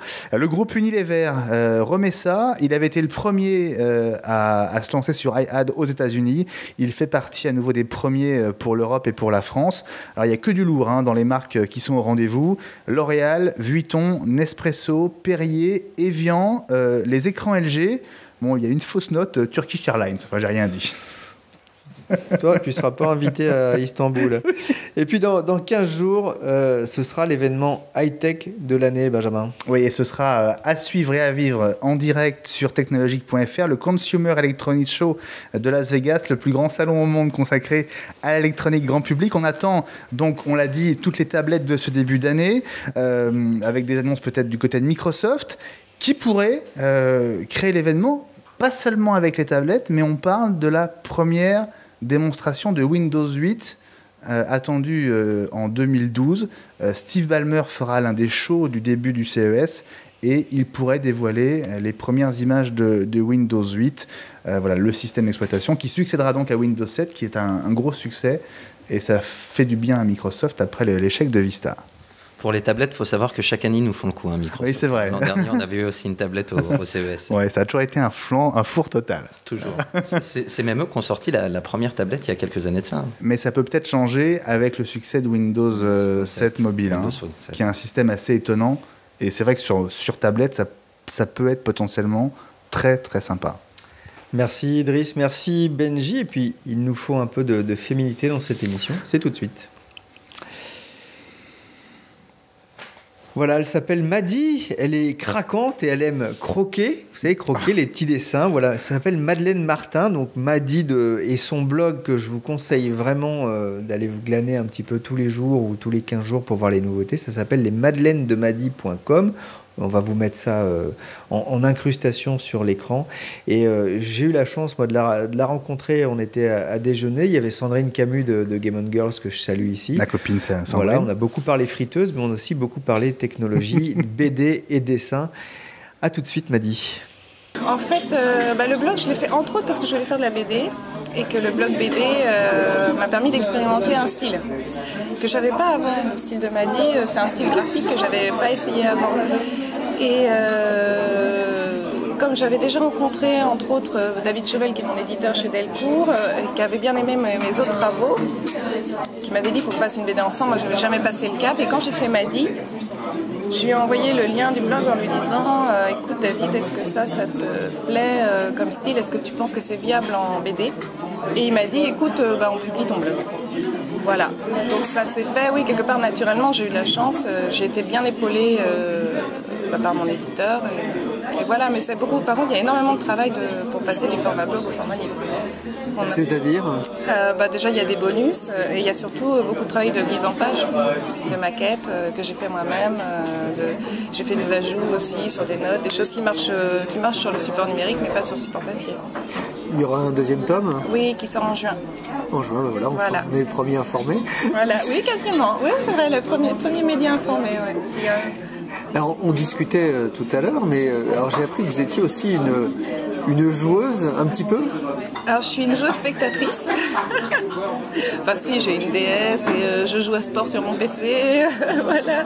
Mais en fait, j'ai toujours été avec des garçons qui jouaient aux jeux vidéo, qui m'ont même d'ailleurs fait découvrir ça. C'est vrai qu'à l'époque, quand j'ai découvert le jeu vidéo, donc c'était il y a peut-être une dizaine d'années, et j'ai découvert que le jeu vidéo, ça se résumait pas à Bang Bang et c'est un peu comme les mangas, de la violence, tout ça, on fait souvent des amalgames, et j'ai découvert des choses comme Dance Dance Revolution ou Rez, qui avait été, moi j'avais trouvé ça fabuleux, les jeux de rythme. Et puis j'ai aussi découvert des jeux scénarisés comme Silent Hill, dont j'étais devenue super fan. Et en fait, je laisse mon conjoint, mon copain, jouer et moi je regarde. En fait. Et comme c'est des jeux qui sont scénarisés, c'est comme un film. Là, voilà. Alan Wake, par exemple. Voilà, c'est ce que j'allais dire dernièrement. Nous venons de finir Alan Wake, qui est extrêmement scénarisé, sur lequel on a passé un bon moment. Et quand j'ai pas vraiment le temps de suivre le périple du personnage, on a un code secret pour qu'il me prévienne à chaque cinématique. Voilà, je ne loupe rien. Il crie chat. Oui, en gros, oui, voilà. Est-ce que Maddy est une geek? Qu'est-ce que ça veut dire être une geek? Alors, a priori, la Barbie geek va avoir des lunettes. Je n'ai pas de lunettes, alors je ne sais pas si je corresponds aux critères. Pour traduire, c'est une petite discussion qu'on avait avec Sandrine Camus il y a quelques minutes de Game On Girl. Oui, voilà. Vous, j'imagine que forcément, Internet, l'univers numérique, ça fait partie véritablement de votre vie. Par la force des choses, parce que oui, je travaille sur ordinateur, je suis obligée d'être au courant quand même des technologies qui s'appliquent à mon métier, au graphisme. Je parlais de la synthique tout à l'heure. Là, quand je me fais plaisir, au lieu de m'acheter une paire de chaussures, je m'achète une imprimante A3 et je suis très contente. Et après, j'ai un téléphone portable qui date de Mathusalem. Je n'ai pas d'iPad. J'aimerais bien, mais bon, je suis pas encore à ce stade-là. L'iPad, c'est quelque chose qui peut faire évoluer votre métier d'illustratrice et de dessinatrice? Forcément, ça le sera. C'est obligé, je pense. Par contre, à l'heure actuelle, je crois qu'on a un problème de définition, comment dire, par rapport à la rémunération du travail et à sa publication sur les supports numériques. À l'heure actuelle, je crois qu'on est trop habitué au support papier, qu'il y a un gros vide juridique par rapport à ça et qu'on travaille dessus. Voilà, j'ai un scoop, Benjamin, je le disais tout à l'heure. Maddy a commandé pour Noël Fable 3, c'est ce qu'elle m'a envoyé cette info. Fable 3, donc le dernier Molineux, on avait fait donc les VRP avec Sandrine. Maddy qui nous a fait aussi un chouette dessin pour Technologique, à voir sur technologique.fr, bien sûr.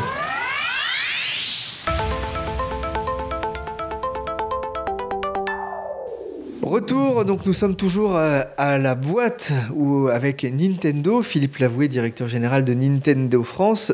Cette année est une année vraiment importante et on va dire particulière pour Nintendo puisque ce sont les 25 ans de Mario, une belle boîte rouge pour un jeu qui est sorti.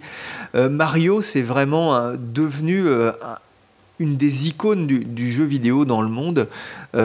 C'est étonnant pour un petit plombier. Oui, effectivement, Mario est devenu le jeu icône de l'ensemble de notre activité et je pense quelque part un peu de l'industrie du jeu. Beaucoup de joueurs ont commencé par Mario. Je crois que nos études nous disent qu'environ 70% des joueurs sont initiés par Mario. On fête les 25 ans. Le jeu Super Mario par lequel tout a commencé en septembre 1985 sur la console NES. Je vous ai donné quelques chiffres tout à l'heure, mais au-delà des chiffres, ce qui est important, c'est le rapport particulier, extrêmement spécifique qu'ont chacun des joueurs avec Mario. À la fois dans ce parcours un petit peu initiatique de découverte du jeu vidéo. Et je crois que c'est lié au fait que Mario propose à la fois une proposition de jeu extrêmement accessible. Moi, j'ai beaucoup de plaisir à voir mon fils qui a 5 ans s'initier à Mario et jouer avec lui en mode coopératif. Il y a cette possibilité aussi de transmettre son savoir-faire quand on est un joueur un peu plus aguerri et un peu plus avancé. Et puis il y a un gameplay qui est extrêmement profond, extrêmement diversifié et qui arrive à satisfaire les joueurs les plus avancés. Et c'est ce paradoxe, je crois, qui fait la particularité et le succès de Mario jusqu'à aujourd'hui. Et c'est vraiment une star qui dépasse le jeu vidéo. Il y a eu un film avec Mario il y a de ça quelques années. Hein, Driss, tu l'avais vu, toi, non? Oui, je m'en souviens. Oui, il y avait eu un film. Bon, ça n'avait pas été forcément un super succès, mais bon, il y a eu un film Mario. C'est quand même la reconnaissance. Alors ça fait partie effectivement de ce qu'on appelle des franchises, si vous me permettez cet anglicisme. En tout cas, ma grand-mère me l'autoriserait juste avant toutes nos grand-mères comprennent. Mario, effectivement, génère un pouvoir de sympathie considérable sur le marché français, mais partout dans le monde, inspire des artistes. Il y a des créations libres autour. Quand on voit Mario Kart de Rémi Gaillard dans la rue à Montpellier, voilà, c'est une vidéo qui a tourné sur le web. Là aussi, ça permet toutes les folies. Au Video Games Live, qui vient d'avoir lieu au Palais des Congrès à Paris, là aussi, la musique de Mario fait partie des musiques que cet orchestre à jouer devant le public. Et puis je crois qu'il y a un groupe, j'ai un trou de mémoire, j'arrive plus à m'en souvenir, mais c'est sur Technologie que vous pouvez les retrouver. C'est un groupe français qui fait des concerts. Ils sont habillés en Mario, en Wario, en Princess Peach et que sais-je, en Todd, et ils jouent la musique de Mario dans des concerts. Mais là aussi, on dépasse. On est dans un phénomène culturel, on dépasse le jeu vidéo. Oui, absolument. Et la musique a joué un rôle très important dans le développement de Mario. Dans l'équipe, la première équipe qui a travaillé sur Super Mario, le tout premier, cette équipe était dirigée par Shigeru Miyamoto. Shigeru Miyamoto, j'en ai parlé tout à l'heure. Et un des développeurs était passionné de musique et a pu s'appuyer sur... Et quand je vous disais tout à l'heure que la technologie nous permet de développer des jeux et approfondir l'expérience de jeu, j'ai souvenir que ce développeur nous expliquait qu'à un moment donné, l'évolution du hardware lui a permis d'intégrer beaucoup plus de possibilités et offrir beaucoup plus de possibilités de son, notamment en termes de percussion. Et c'était vraiment fascinant d'avoir son retour d'expérience et se rendre compte que finalement, on a pu pousser certaines technologies pour améliorer Mario et continuellement améliorer la proposition.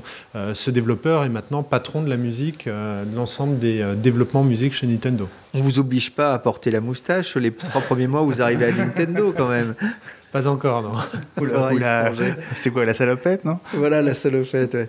Alors, pour terminer, je voudrais évoquer avec vous un sujet qui est beaucoup moins drôle pour l'industrie que vous représentez que les 25 ans de Mario. C'est le phénomène du piratage, notamment sur la DS.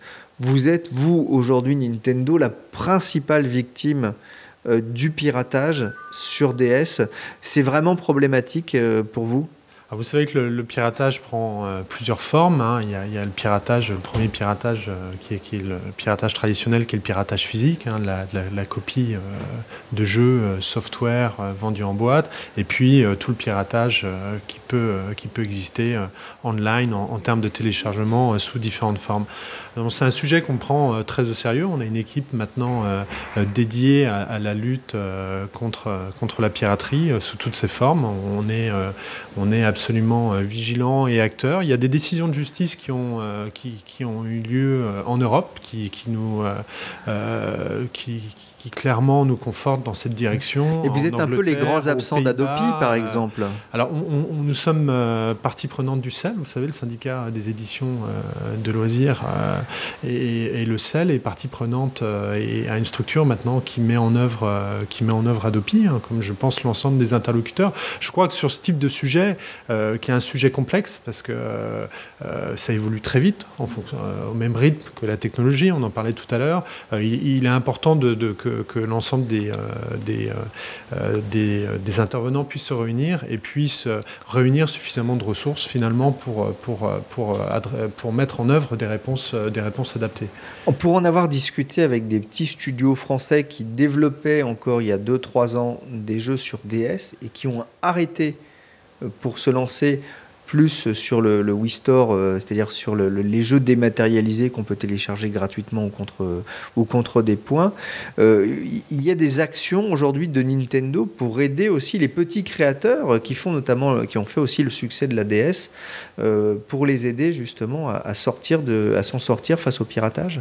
Alors il y a des décisions de justice qui sont en cours, donc je ne peux pas en parler. Ce que l'on a pu noter, c'est à la fois en Grande-Bretagne, aux Pays-Bas et en Allemagne, mais aussi en Australie, on a eu des décisions de justice qui sont allées dans notre direction et qui ont mis une fin immédiate à ce type de pratique de téléchargement et qui ont très clairement reconnu que la piraterie par téléchargement était illégale, à apporter une respiration au marché de manière immédiate. Donc je pense que ce que l'on doit faire et continuer à faire, c'est se mobiliser avec des équipes spécifiques qui sont à la fois formées et qui ont la possibilité d'agir très rapidement. Philippe Lavoué, merci de votre accueil, merci de votre disponibilité. Non, quand même une question sur vos projets. Bon, il y aura forcément une Wii 2, on l'imagine, même si voilà, c'est peut-être pas un nom que vous voulez prononcer, parce que ça prend tout de suite des proportions délirantes, mais il y aura probablement une Wii 2. La 3DS, on l'attend. A priori, Sony Ericsson est en train de préparer le lancement de ce fameux PSP Phone qu'on attend depuis longtemps. Ça devrait avoir lieu au mois de février à Barcelone, au salon de la téléphonie mobile. Est-ce que la téléphonie, c'est un domaine vers lequel vous pourriez aller? On voit le succès d'Apple, qui fait aussi un gros succès avec les jeux sur l'iPhone. Est-ce que ça pourrait vous intéresser? Alors, je ne connais pas de projet de téléphonie à date, au risque de vous décevoir, Benjamin, à partager avec vous. Encore une fois, nous, au-delà de la technologie, ce qui nous intéresse, c'est l'interaction avec les utilisateurs. Et il y a beaucoup de possibilités aujourd'hui. La téléphonie, vous parliez des tablettes tout à l'heure. D'ailleurs, j'ai oublié de vous parler d'un des produits qui va être lancé par THQ l'an prochain, qui est un de nos partenaires, qui est une tablette graphique qui s'appelle UDraw.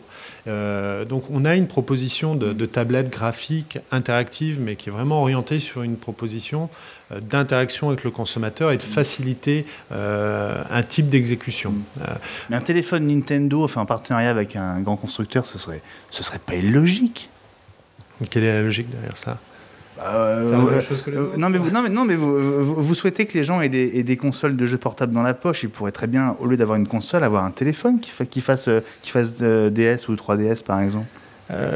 Une boîte peut faire de multiples choses. Je pense que vous l'avez bien expliqué au début de l'interview. Nous, notre métier, notre savoir-faire, c'est le jeu, très clairement. On pense le faire correctement. On pense que ça nous prend beaucoup de temps, beaucoup d'énergie.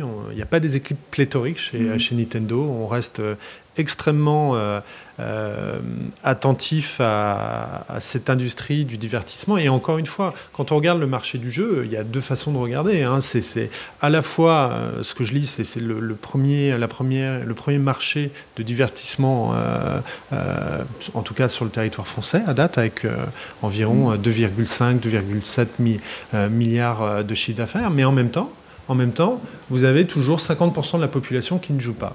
Donc je pense qu'au-delà des possibilités de diversification, de s'intéresser à d'autres interactions possibles avec les utilisateurs, nous, notre approche, c'est vraiment de se concentrer sur ce que l'on sait faire et de continuer. Et puis, persévérer sur l'élargissement de cible, parce qu'on parlait de nos grands-mères tout à l'heure, mais on a encore beaucoup de travail à faire pour rendre le jeu accessible, et on pense que ça passera, et ça passera toujours par de nouvelles propositions de jeux. En parlant de propositions, justement, moi je me rappelle de la grande époque de la guerre, si on peut dire, entre Sega et Nintendo. Quand j'étais ado, c'est vrai qu'on voulait tous avoir soit une Super Nintendo, soit une Mega Drive. Aujourd'hui, Sega a complètement abandonné, ou presque, là ils reviennent avec des consoles, mais Sega est beaucoup plus investi dans le logiciel que dans le matériel. Vous n'avez pas l'intention de venir, justement, là on voit le boom des tablettes, pourquoi ne pas proposer des jeux sur ces supports ? Alors aujourd'hui, l'ensemble de nos jeux sont disponibles sur nos supports propres. Et ça fait partie aussi du code ADN de Nintendo. Encore une fois, je crois qu'on a l'avantage d'être à la fois fabricant d'hardware, de consoles, et concepteur de jeux. On marche sur ces deux jambes qui sont absolument fondamentales sur le marché du jeu. Ça vous assure une maîtrise complète aussi de votre métier. Ça nous assure certainement la capacité à surprendre le consommateur. Parce que maîtrise du métier, je n'irai pas jusque-là, parce que c'est...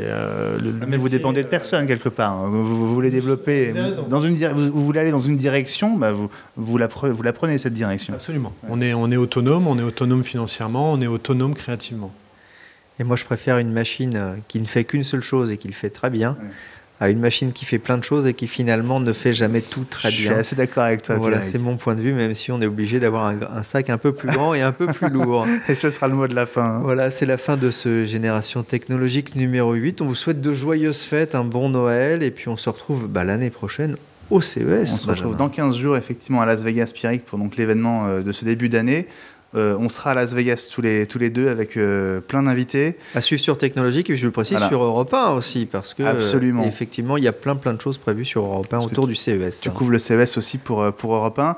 Et un dernier mot, d'ici là, guettez l'App Store, parce que si tout va bien, vous verrez arriver le 19 janvier Technologique.